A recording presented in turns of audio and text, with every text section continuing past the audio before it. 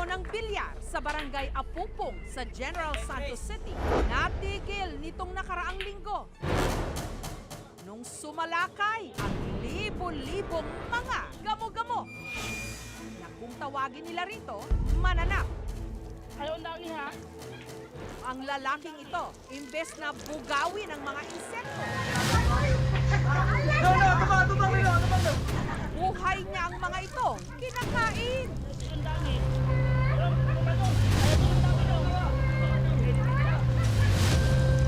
Matapos niyang lantakan ang mga ito, parang wala lang nangyari. Ngayong tag-ulan, siguradong maglalabasan na naman ang mga gamo-gamo sa General Santos City. To the rescue, si Tatay Randy na kumakain ng mga gamo-gamo.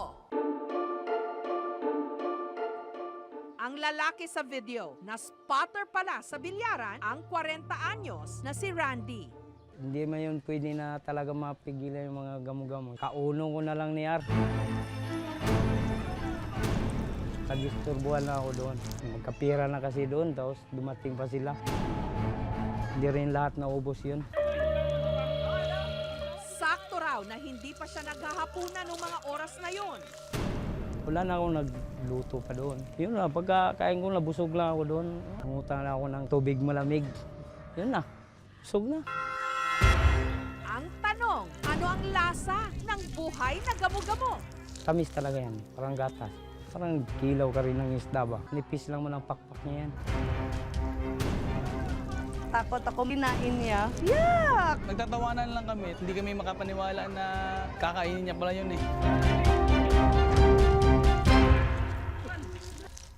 Ang pagkain ng gamo-gamo at ng iba pang mga insekto, matagal na raw ginagawa ni Randy. 12 anyos pa lang daw siya nung una siyang kumain ng buhay na apan o tipaklong. Talaga naghamon sa kanila. Kanon ko na yung nadili luto. Kanon ako na yung pulo. Kita ko sa inyo. Pero pusta na itang. Dili ko po kanon na kung wala tayo pusta. Sa tuwing nakakahuling araw siya nito,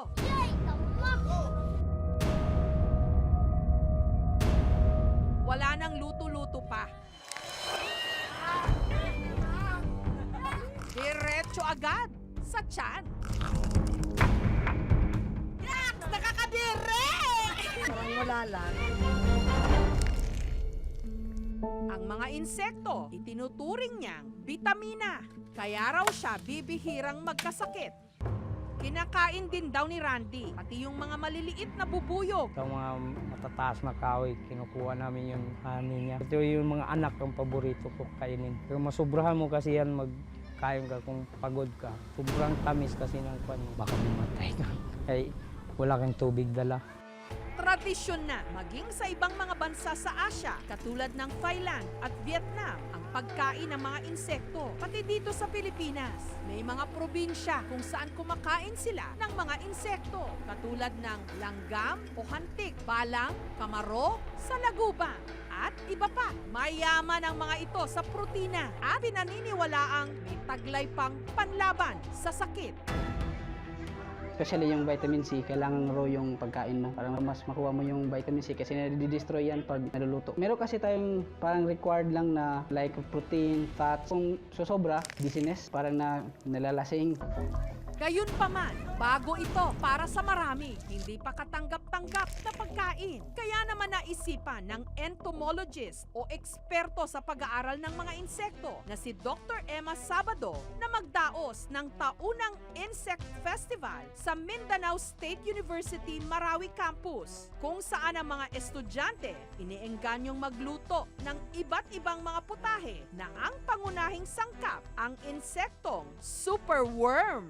Galing ito sa South America. Inintroduce siya dito sa atin para pagkain ng mga ornamental fish. Ginagamit na rin na pagkain ng mga manok. Maraming mga benefits kung ipapractice natin siya. Dito rin magkakaroon ng reduction or ma-minimize ang dependence sa paggamit ng pesticide. Pero dahil pahirapan ng makahanap ng mga ito sa mga bukirin, ang mga superworm kinoculture na sa kanilang mga laboratorio. Masarap daw itong iprito.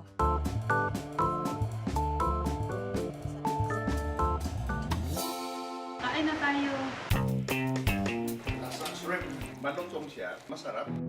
kainin ng hilaw. Pero paalala ni Dr. Sabado, hindi lahat pwedeng kumain nito o kahit na anong uri ng insekto. Mataas daw kasi ang fat content nito. Maari pang magkaroon ng allergic reactions ang hindi sanay sa mga ito. Hindi tayo sigurado sa ating kalusugan pag doon tayo kukuha. Kung sa mga magsasaka, isa sa ginagamit na pang-control ng mga insect pest ay itong mga insecticides. Kasi kung nag-spray sila, magiging source ng lason, makakasira din sa ating kalusugan.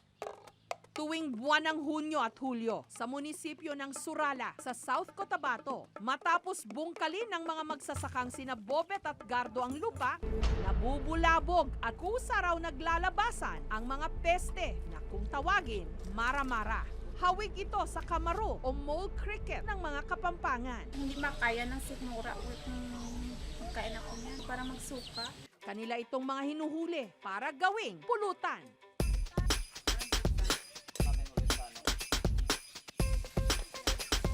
Ang ginisang mara-mara, mas masarap daw kung maanghang.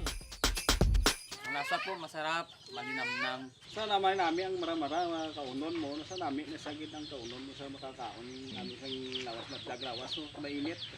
Samantala, para masigurong walang masamang epekto kay Randy ang pagkain ng buhay na insekto katulad ng mga gamo-gamo, ipinakonsulta namin siya sa isang gastroenterologist. Sa history niya, okay naman po. Physical examination wise, wala naman ako nakikita significant na problema. Sa ating mga kinakain, ang protection kasi sa katawan natin is meron tayong tinatawag na acid production sa tiyan natin. So lahat ng kinakain natin, ang purpose ng acid is tunawin, saka patayin yung mga bakterya kung meron man sa pagkain natin. Itong insekto na kinakain niya, for now, wala naman itong idudulot na sakit. Pag niluto mo ang isang pagkain, nadidecontaminate dyan. Kaya nga sinasabi natin, mas maganda yung luto, no? Kasi nga, napapatay natin yung mga bakterya.